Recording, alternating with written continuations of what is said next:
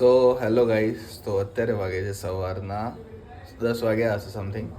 અને છેલ્લા 7 કે 8 દિવસથી મને એવું લાગી રહ્યું છે કે હું જંગલમાં રહેવા આવી ગયો છું.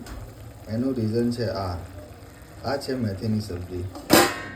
છેલ્લા 10 દિવસથી અમારા ઘરની અંદર ખાલી ભાજી જ બને છે, બીજું કંઈ જ નહીં. ના કોઈ સબ્જી, કંઈ જ નહીં. ઓનલી ફોર ભાજી ભાજી ભાજી. ક્યારેક સેલની ભાજી, ક્યારેક હરબાની ભાજી, ક્યારેક ચણાની ભાજી. આ છેલ્લા 10 દાડાથી આ ભાઈ મને ખાલી ભાજી જ ખવડાવે છે, બીજું કંઈ જ ખવડાવતી નહીં. હું જંગલમાં રહેવા આવી ગયો ને એવી ફિલિંગ આવી રહી છે. હવે મને એવું કંઈક ફીલ થાય છે કે હવે કોઈ ગામડેથી આવે ને તો કહી દેજો કે ભાઈ ભાજી ના મોકલાવતા, શાકભાજી મોકલાવજો, આવું ના મોકલાવજો. 10 દાડાથી છેલ્લા આ જ ખવડાવી રહી. તમે કદાચ બ્લોગમાં બી અમારા જોતા હશો કે હું રોજ એક જ વસ્તુ મૂકું છું કે અત્યારે અમારા ઘરે ભાજી બનાવી. છેલ્લા 10 દિવસથી બસ સવારે ભાજી, સાંજે ભાજી, સવારે ભાજી, સાંજે ભાજી. કોક દાડો છાશમાં ભાજી, કોક દાડો કોરી ભાજી. બસ ખાલી એનું સ્વાદ ટેસ્ટ અલગ હોય, બાકી ખાવાની તો ભાજી જ.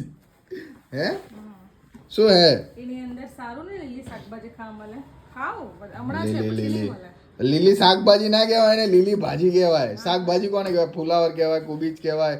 આ બધી શાકભાજીમાં આવે. તું તો સવાર સાંજ 2 ટાઈમ બસ ભાજી ભાજી ભાજી ભાજી. રાખી મૂકે તો બી એવું કે અને હવે વાલોર આવી જાય ને તો અઠવાડિયે સુધી વાલોર જ ચાલ કરશે. અડધું ફ્રીજ અમારા ઘરની અંદર વાલોરથી ભરાઈ ગયું છે. અને વાલોર મને જરાય ભાવતી નહીં.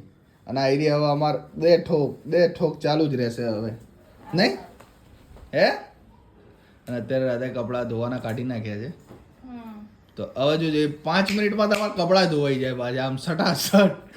આમ ગઈ નહીં બારે આવી નહીં, એટલી જ પીડવા રાધા અમારા કપડાં ધોઈ નાખે. બસ હે થઈ ગયું. અને અત્યારે આ બધું એમને જ પડ્યું છે. હજી આ ઘર સાફ કરવાનું બાકી છે.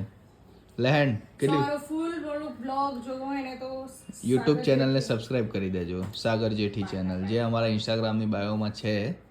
તો મળીએ નવા બ્લોગ સાથે. Thank you. શોર્ટ